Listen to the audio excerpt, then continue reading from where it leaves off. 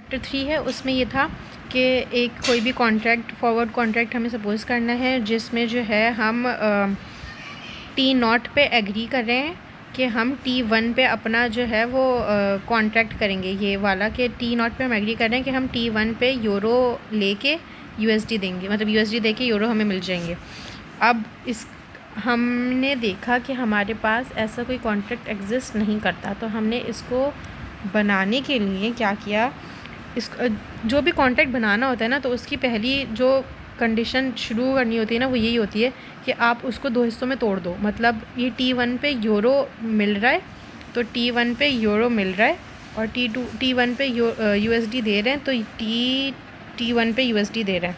ठीक है, उसी एक ही लाइन को बस दो अलग अलग कॉन्ट्रैक्ट्स में तोड़ दिया। T1 पे यूरो मिल रहा है, T1 पे यूरो मिल रहा है, और T1 पे USD दे रहे हैं, T1 पे USD दे रहे हैं।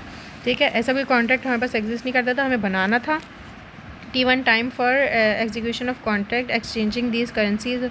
F2 साइज़ कस्टमाइज़ हो सकता है क्योंकि वो फॉरवर्ड रेट है, तो फॉरवर्ड में कस्टमाइजेशन हो सकती है। नो ट्रांजेक्शन है T0 just agreeing. T0 per transaction नहीं हुई है, T0 पर एग्रीमेंट हुई है। Exchanging euro against USD, euro लेके USD दिए हैं, रिसीव। ठीक है, this contract today wire forward contract today time is decided so the transaction is on T1। बस ये वही वाली चीज़ है। No contract if it's done individually not tradable. मतलब अगर ये वो एक कॉन्ट्रैक्ट था जो हमारे पास अवेलेबल नहीं था, हमें इसको बनाना था। इसको बनाने के लिए हमने इसको तोड़ा दो हिस्सों में, लेकिन ये अलग है। मतलब ये अभी तो आधा अधूरा है, क्योंकि हमें रिसीव क्यों हो रहा है, हमने कुछ पे किया होगा ना, तभी तो रिसीव हो रहा है। और ये हमें, अगर हम पे कर रहे हैं तो इसके बदले में हमें कुछ रिसीव भी होना चाहिए, तो ये अभी आधा अधूरा है, तो ये तो नहीं हो सकता। इसको हमें कंप्लीट करने के लिए हमने नीचे किया कि अगर हमें यूरो मिल रहा है तो हमने उसके बदले में यूरो कहीं ना कहीं कुछ पे भी किया होगा, इसीलिए हमने उसको T0 पे यूरो पे किया, और वही T1 पे हमें यूरो रिसीव हो रहा है, वो उसको एज इट इज़ लिख दिया।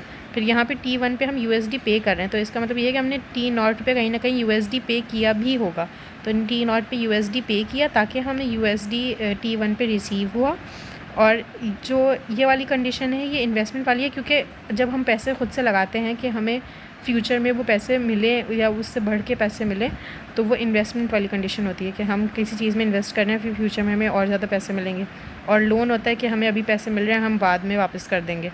तो जिसमें हम पहले पे कर रहे होते हैं वो इन्वेस्टमेंट होती है, जिसमें हम पहले रिसीव कर रहे होते हैं वो लोन होता है, अक्सर व बेशतर। फिर उसके बाद ये ट्रेडेबल है, रिसीव, ये सारी वो है, उसकी एक्सप्लेनेशन है। ये वाली जो एक कॉन्ट्रैक्ट था, ये वाला जो कॉन्ट्रैक्ट था, पहले उसको दो हिस्सों में तोड़ा, दो हिस्सों में तोड़ने के बाद उसकी लॉजिक सेट की कि क्यों हमें मिल रहा है, क्यों हम दे रहे हैं। उसकी लॉजिक सेट करने के बाद हमने पता चल गया कि एक इन्वेस्टमेंट है और एक लोन वाला कॉन्ट्रैक्ट है। ठीक है, अब इसके बाद उन्होंने कहा कि लॉन्ग यूरो बॉन्ड। हाँ, अब क्योंकि हम एक चीज़ पहले हम उसके पैसे दे रहे हैं, जब हम पैसे दे रहे हैं इसका मतलब हम वो चीज़ परचेज़ कर रहे हैं, तो हम लॉन्ग यूरो बॉन्ड कर रहे हैं और शॉर्ट USD कर रहे हैं, क्योंकि हम उसके लिए पहले हमें उसके पैसे मिल रहे हैं। तो हम जब पैसे मिल रहे हैं तो हम कुछ ख़रीद रहे हैं, तभी हमें पैसे मिल रहे हैं। तो शॉर्ट USD और लॉन्ग यूरो बॉन्ड। ठीक है, दोनों के रेट्स जो हैं वो उन्होंने यहाँ पे लिख दिया, CT0 1 + LT0, कार्बोर और लाइबोर। ठीक है, अब इसके बाद उन्होंने क्या किया, अच्छा इसके बाद उन्होंने ये किया कि उन्होंने हमें क्या करना था,